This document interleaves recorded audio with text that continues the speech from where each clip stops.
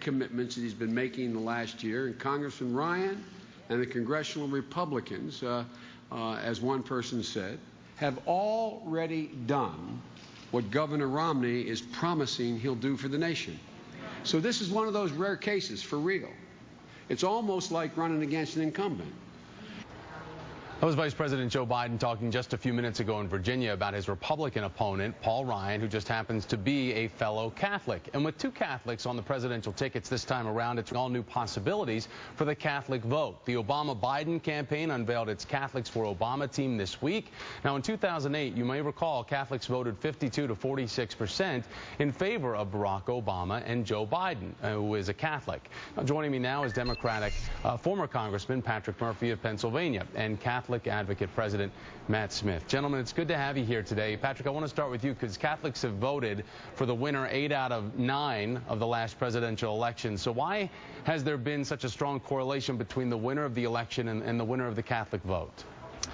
Well, Thomas, thanks for having me on the show. I really care about both my faith and my country, so I appreciate the opportunity. And I think the reason why Catholic is so important, the Catholic vote, is because it's not monolithic. When you break it down, is the reason why Barack Obama and Joe Biden won 4 years ago and why they're leading now in the polls with Catholic votes is because their policies clearly mirror the teachings of Jesus Christ and what it's all about. And that's to look after the least among us. So, Matt, would that be correct, what Patrick's saying? Are Catholics looking for that, for someone who supports the least among us? What will be helping them decide? The least among us begins with the unborn. And what this administration has done has been one of the most pro-abortion administrations in this country's history. And that is the settled issue of our church, first and foremost, along with the sanctity of marriage. And when you have the Obama-Biden ticket that has consistently advanced policies against those two settled issues, that is something that faithful Catholics are not going to stand for in this election. So, Patrick, Matt brings up a great point there because the president saw this backlash from Catholic bishops during the fight over contraception coverage earlier this year.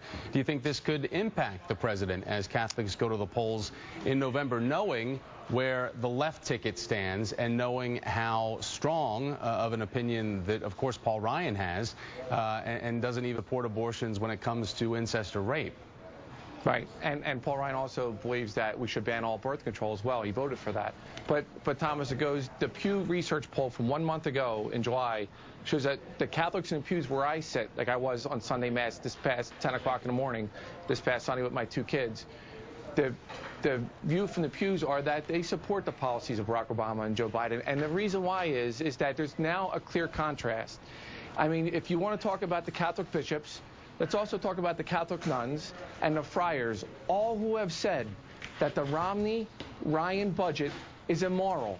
And Thomas, the reason why it's immoral is because it guts Medicare and Medicaid. So when you look at the Gospels of Jesus Christ, when you look at Matthew chapter 25, when he quotes Jesus when he says, "How you treat the least among us, you do unto me." And the fact is this. Well, Congressman, you voted to cut Medicare by $500 billion and to create a board that would cut Medicare. No, and there's also the principle of subsidiarity, where the most local entity provides the best resources to those people in need.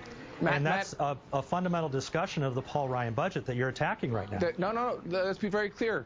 The president tweaks the bill that I voted for, and President's health care bill, took the $700 billion and put it back into Medicare to strengthen it for an additional 8 more years. The Romney-Ryan budget takes the same $700 billion. Does it put it back into Medicare? No, it guts it and gives an additional tax break to the wealthiest 1% of Americans. So millionaires like Paul Ryan and like Mitt Romney and all their millionaire buddies get over $2 trillion in additional tax breaks because we gut Medicare.